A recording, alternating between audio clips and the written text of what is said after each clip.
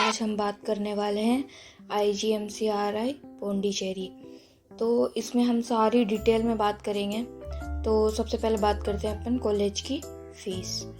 College की जो fees है, हमारे कॉलेज की फ़ीस है, जब आप फर्स्ट ईयर में एडमिशन लेते हो तब आपको सबमिट करनी होती है 1,43,700। ये हमें एडमिशन के टाइम पे सबमिट करनी होती है।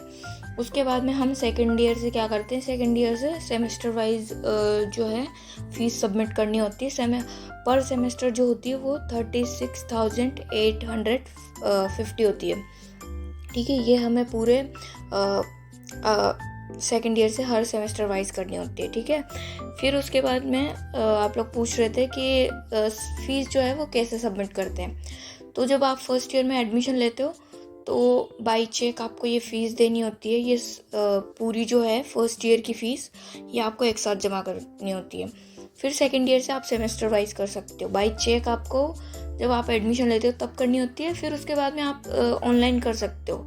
ऑनलाइन वहाँ पे स्कैनर मतलब एकेडमिक डिपार्टमेंट में स्कैनर रखा हुआ है फ़ीस के लिए ही। कॉलेज की फ़ीस अलग, हॉस्टल की फ़ीस के लिए अलग स्कैनर वो रखा हुआ है। तो जाके स्कैन करना होता है और ऑनलाइन फ़ीस हम इजीली सबमिट कर सकते हैं। अगर आपको इस बारे में और जानना है कि फ़ीस में कितना क्वेश्चन डिपॉजिट होता है, कितना रिफंडेबल होता है और कहाँ कहाँ पे क्वेश्चन डिपॉजिट करना होता है, तो वो सब मैंने जो लास्ट वीडियो है मेरा उसमें बताया हुआ है। मैंने वो आप जाके देख लो, उसमें पूरा डिटेल में बताई हुई है कॉलेज की फ़ीस। ठीक है, उसके बाद में ऑनलाइन दे देते हैं, चेक भी दे देते हैं। फिर उसके बाद में आता है कि जो कॉलेज में सीट्स है, सीट्स जो है वो टोटल सीट्स है 180। ठीक है, उसमें से ऑल इंडिया जो कोटा है 50% होता है। उस 50% में मतलब 27 सीट्स जो है ऑल इंडिया कोटा को जाती है। तो जो 27 होते हैं मोस्टली वो नॉर्थ इंडियन ही होते हैं। ठीक है, तो बहुत लोग पूछते हैं कि यहाँ पे कितने नॉर्थ इंडियन है, मतलब ज़्यादा तमिल है या ज़्यादा नॉर्थ इंडियन है। तो ऑफकोर्स ज़्यादा तमिल है, बट नॉर्थ इंडियन भी अच्छे खासे अमाउंट में। फिर उसके बाद में अपना एक क्वाटा होता है, सेंटेक क्वाटा। ये पौंडीचेरी के लिए जो टेरिटरी यूनिट होती है उनके लिए होता है। तो उनकी सीट्स होती है 131, ये उनकी सीट्स होती है। फिर उसके बाद में एक थर्ड कोटा है NRI कोटा, उसमें टोटल सीट है NRI की 22। ठीक है, तो ये मैंने जो आपको फ़ीस बताई है ऑल इंडिया की बताई है। फिर उसके बाद में जो NRI वाले जो सीट्स होती है उसमें क्या होता है कि अगर कभी कभी NRI सीट फुलफिल नहीं होती है, कुछ सीट्स बच जाती है, तो वो कन्वर्ट हो जाती है मैनेजमेंट कोटा में। मैनेजमेंट कोटा में वो कन्वर्ट हो जाती है और उसकी फ़ीस है 16 लाख पर ईयर। 16.5 या 16 ऐसे कुछ समथिंग है, मतलब 16.5 ले लो आप पर ईयर ये फ़ीस है। तो ये मैनेजमेंट कोटा भी NRI की जब सीट फुलफिल नहीं होती है तब मैनेजमेंट कोटा की सीट अलॉट हो जाती है आपको। तो आप अप्लाई कर सकते हो, करना चाहो तो। फिर उसके बाद में होता है कि ये हो गया हमारा कॉलेज के बारे में। फिर हम आगे आते हैं हॉस्टल। हॉस्टल की फ़ीस कितनी है? तो हॉस्टल में 3 टाइप के रूम मिलते हैं। एक तो सिंगल सीटेड, जिसमें मतलब सिंगल एक अकेला आदमी रहेगा। फिर डबल, जिसमें 2 लोग रहेंगे।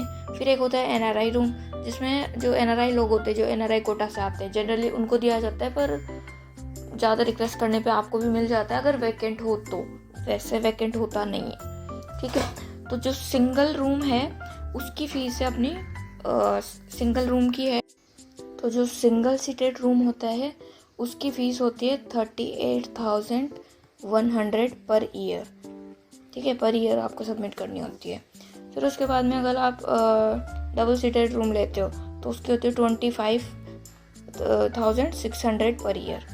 ठीक है, और जनरली फर्स्ट ईयर में जो है वो डबल रूम ही अलॉट होता है, मतलब कि एक रूम में 2 बच्चे ही रह सकते हैं। बाकी NRI की फ़ीस होती है 52,000 पर ईयर।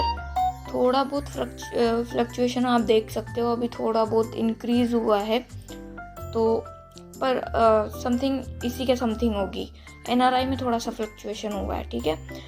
ये हो गई अपनी हॉस्टल की फ़ीस। अब मैंने जो वो लास्ट वीडियो उसमें बताया हुआ है कि ट्यूशन डिपॉजिट भी होता है हॉस्टल में, वो जब आप वैकेंट करते हो तो वो रिफ़ंड होता है, तो वो सब मैंने उस वीडियो में बताया हुआ है, मैं यहाँ पे नहीं बता रही हूँ, ठीक है। ये हो गया हमारा हॉस्टल का काम। फिर आएगा हमारा मेस जो है, मेस की पर मंथ जो है 3800 फीस है।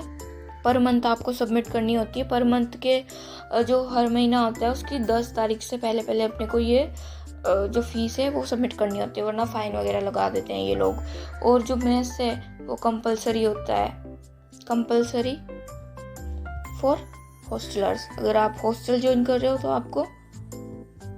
तो आपको फिर मेस का खाना खाना पड़ेगा, ठीक है। अब ये सब हो गया, अपना हॉस्टल का हो गया, मेस का हो गया। कि जो IGMC RI जो कॉलेज है, IGMC RI पौंडीचेरी, वो बॉन्ड फ्री कॉलेज है, यहाँ पे कोई बॉन्ड नहीं है, ठीक है। फिर उसके बाद में आप लोग पूछते हो कि यहाँ पे स्कॉलरशिप क्या है, तो देखो गाइज, जो लोग ऑल इंडिया कोटा से आते हैं उनके लिए तो कोई स्कॉलरशिप नहीं है। मैंने खुद ने ट्राई किया था, बट मुझे कोई इन्फॉर्मेशन ऐसी मिली नहीं कि स्कॉलरशिप होती है। सेंटेक वाले बच्चों के लिए होती है, ST और SC वाले बच्चों के लिए, ठीक है। पर जो ऑल इंडिया से जो बच्चे आते हैं उनके लिए कोई स्कॉलरशिप वाला कुछ नहीं है, ठीक है। उसके बाद में यहाँ पे जो है IGMC RI में MBBS का कोर्स है और एक BSc नर्सिंग का कोर्स है, ठीक है, ठीक है। फिर उसके बाद में फ़ीस मैंने बता ही दिया आपको। फर्स्ट ईयर में आपको ये करवानी होती है 1,04,3,700 करवानी होती है। फिर सेकेंड ईयर से फोर्थ ईयर तक आपको जो सेमेस्टर वाइज करवानी होती है। और फिर जब इंटर्नशिप में आप आ जाते हो, ठीक है, इंटर्नशिप, जब आप इंटर्नशिप में आ जाते हो तो आपको पर मंथ कितना वो मिलता है स्टाइपेंड। तो स्टाइपेंड है इस कॉलेज का 20,000 पर मंथ। पहले बहुत कम था गाइस, अभी बढ़ गया है ये, ठीक है। तो ये 20,000 पर मंथ हो गया है। और आप लोग पूछते हो कि ड्रेस कोड क्या है, ठीक है, कॉलेज के लिए ड्रेस कोड क्या है। तो कॉलेज के लिए ड्रेस कोड बॉयज़ के लिए तो फॉर्मल शर्ट पैंट पहननी है आपको, ठीक है। गर्ल्स के लिए है कि आपको सलवार सूट ही पहनना है, ठीक है। बाकी जीन्स वगैरह अलाउड नहीं है कॉलेज में। कॉलेज के बाद आप कुछ भी पहनो, कुछ फ़र्क नहीं पड़ता, ठीक है।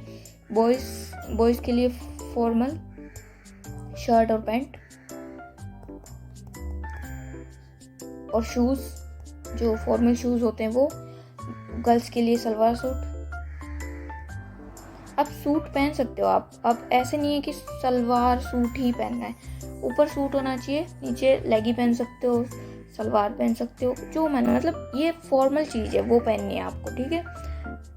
फिर उसके बाद में आप लोग पूछते हो कि क्लासेस कैसी है, टीचर्स कैसे हैं।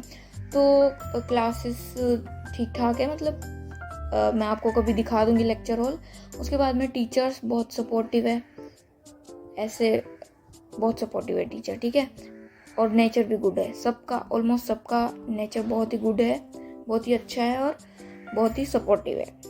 फिर उसके बाद में आप पूछते हो कि कॉलेज कैसा है, स्ट्रिक्ट है या कैसा है। तो कॉलेज मॉडरेटली स्ट्रिक्ट है, ये मैंने बोला हुआ है पहले भी, मॉडरेटली स्ट्रिक्ट है, और ये ज़रूरी भी होता है, ठीक है। आप MBBS कर रहे हो तो स्ट्रिक्टनेस बहुत ज़रूरी है। तो कॉलेज स्ट्रिक्ट है, आपको बहुत कुछ सीखने को मिलेगा स्ट्रिक्टनेस की वजह से, ठीक है। ये हो गया अपना कॉलेज वाला पार्ट। फिर उसके बाद में अपने हॉस्टल में अपने को क्या क्या फैसिलिटीज़ है वो देखते हैं। हॉस्टल में आपको एक रूम मिलेगा, या तो वो सिंगल होगा, डबल होगा या NRI होगा, ठीक है। सिंगल में आप अकेले रहोगे, डबल में आप 2 लोगों के साथ रहोगे, NRI में आप अकेले रहोगे प्लस आपका सेपरेट लेट बाथ होगा, ठीक है, सेपरेट लेट बाथ होगा। और आप लोग पूछते हो कि AC वगैरह लगवा सकते हैं क्या, हम खुद से लगवा सकते हैं या वहाँ पे अलाउड है। तो AC नॉट अलाउड, आप खुद भी नहीं लगा सकते और यहाँ पे आप बोल के भी नहीं लगवा सकते। AC भी अलाउड नहीं है और कूलर भी अलाउड नहीं है, ठीक है। छोटा फ़ैन आप ले सकते हो, बट कूलर और एसी अलाउड नहीं है। फिर उसके बाद में आप लोग पूछते हो कि कॉलेज तक ट्रांसपोर्टेशन कैसा है। तो अब अपन ट्रांसपोर्टेशन की बात कर लेते हैं। ट्रांसपोर्टेशन देखो, जो कॉलेज है वो एकदम अलग जगह नहीं है, मतलब पौंडी से बिल्कुल अलग नहीं है, पौंडी के अंदर ही है, बीच में है, ठीक है। आपको बहुत सौ को लगता होगा कि पौंडी से अलग है, ऐसा नहीं है, ठीक है। और यहाँ पे एक पौंडीचेरी एयरपोर्ट है, पुडुचेरी एयरपोर्ट है, और रेलवे स्टेशन भी है, ठीक है। करंटली जो ये एयरपोर्ट है वो अभी इनएक्टिव है due to some reason, but मैंने उनसे पूछा कि कब तक ये रीस्टार्ट होगा, तो वो बोले कि नवंबर से बेंगलुरु और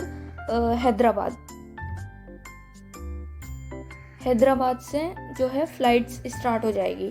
तो आप Delhi to via Bangalore to Pondicherry पहुंच सकते हो। बाकी आपको अगर फ्लाइट से जाना होता है तो चेन्नई से ऑल टाइम अवेलेबल होता है एयरपोर्ट वाली सर्विस, ठीक है। फिर बाकी यहाँ पे एक रेलवे स्टेशन भी है, ठीक है, और रेलवे स्टेशन है वो तो चलता ही है, ठीक है। ये ट्रांसपोर्टेशन का हो गया है। और फिर उसके बाद में आप पूछते हो कि हॉस्टल जो है उसकी टाइमिंग्स क्या है। तो हॉस्टल की टाइमिंग्स जो है वो गर्ल्स और बॉयज़ के लिए सेम ही होती है। गर्ल्स के लिए होती है कि 9:30 बिफोर 9:30 वो हॉस्टल के अंदर एंटर हो जाए, ठीक है। उसके बाद आपको बाहर जाना अलाउड नहीं होता है, एक्सेप्ट इंटर्न बाहर जा सकते हैं, आ सकते हैं, बिकॉज उनको हॉस्पिटल जाना होता है। बाकी उसके अलावा और कोई भी 9:30 के बाद नहीं जा सकता।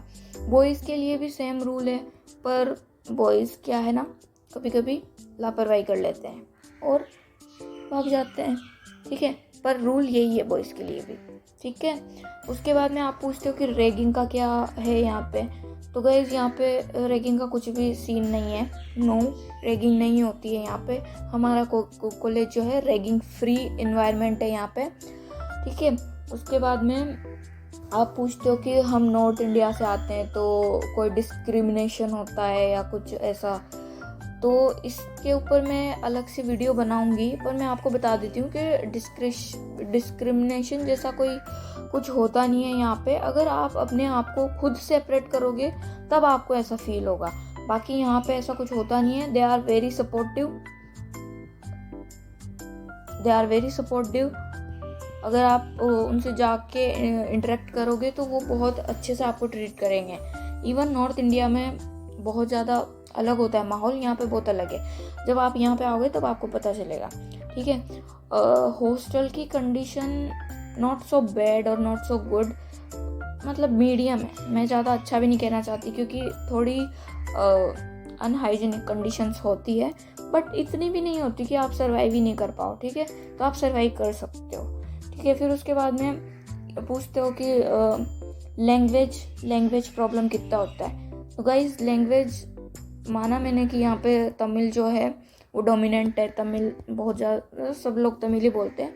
बाकी तमिल के बाद में यहाँ पे सब लोग इंग्लिश मतलब सबको थोड़ी थोड़ी आती है। अगर आप सब्जी लेने जाओगे ना तो उनको भी थोड़ी थोड़ी इंग्लिश पता होती है। अगर आप थोड़ा थोड़ा भी बोलोगे ना इंग्लिश में तो वो समझ जाएंगे। बाकी फर्स्ट ईयर में तमिल का कोई काम नहीं होता क्योंकि आपको क्लिनिकल पोस्टिंग वगैरह नहीं जाना होता है।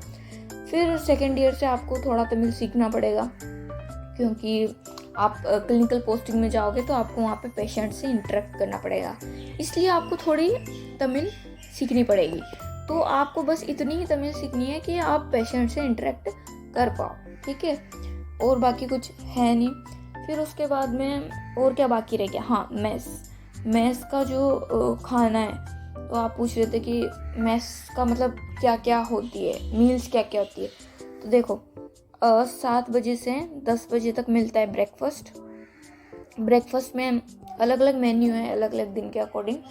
तो उसमें कभी पूड़ी मिलती है, आलू पूड़ी, कभी पराठा, और कभी क्या बोलते पोहा, कभी डोसा, और उत्पम ये सब मिलते हैं, ठीक है।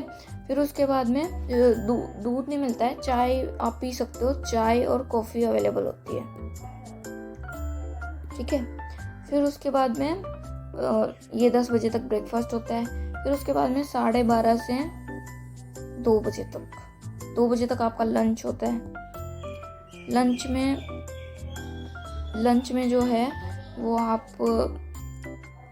ज़्यादातर जो डिशेस होती है वो इधर साउथ वाली होती है, बट नॉर्थ वाली भी होती है, और चपाती भी मिलती है यहाँ पे, रोज़ मिलती है। मतलब मैंने देखा है कि साउथ के जो कॉलेज है उसमें 1 या 2 दिन ही चपाती मिलती है, यहाँ पे ऐसा नहीं है, यहाँ पे रोज़ चपाती मिलती है। बट हाँ, क्वालिटी उतनी बेटर नहीं होती जितनी अपने उधर होती है, बट चपाती मिलती है आपको, ठीक है। और चावल तो मिलते ही हैं, ठीक है। और ये है कि मेस में जो है नॉन वेज फूड भी होता है और वेज फूड भी होता है। तो अगर आप नॉन वेजिटेरियन हो तो आपको कोई दिक्कत होगी नहीं, आपको अच्छा खासा नॉन वेज मिल जाएगा यहाँ पे, अंडा, चिकन, ये सब। वेज वालों को थोड़ी प्रॉब्लम हो सकती है, क्योंकि थोड़ा वेज में जो है वो पनीर मिलता है, बाकी कुछ सब्जी वगैरह मिलती है और कुछ ज़्यादा मिलता नहीं है, ठीक है। फिर उसके बाद में ये हो गया हमारा खाने का, ठीक है। और जो हाइजीनिक कंडीशन होती है फूड की, आप पूछ रहे थे कि फूड का हाइजीनिक कैसा है, तो वही देखो, आपको पता है कि मेस का जो खाना होता है वो बस काम चलाऊ होता है, तो यहाँ पे भी वैसा ये काम चलाऊ, not so good not so bad, okay, moderate. ये हो गया हमारा मेस फूड वाला। और क्या छूट गया बाकी? हाँ, आप लोग पूछते हो कि अगर हमने ज्वाइन कर लिया है तो क्या हम बीच में कॉलेज को छोड़ सकते हैं? तो गाइस, बॉन्ड नहीं है, पर आप कॉलेज का जो MBBS का ड्यूरेशन है उसमें आप बीच में कॉलेज को नहीं छोड़ सकते, they are not allowed to leave the college, ठीक है। पर और अगर आप छोड़ोगे, वैसे तो आप छोड़ ही नहीं सकते हो, मतलब कोई चांस नहीं है, पर अगर आप छोड़ोगे तो आपको अच्छा खासा अमाउंट देना पड़ेगा, ठीक है, ठीक है। ये मैंने सब कुछ बता दिया है। अगर आपका फिर भी कुछ डाउट है तो आप कमेंट में पूछो, मैं ज़रूर बताऊंगी। Thank you.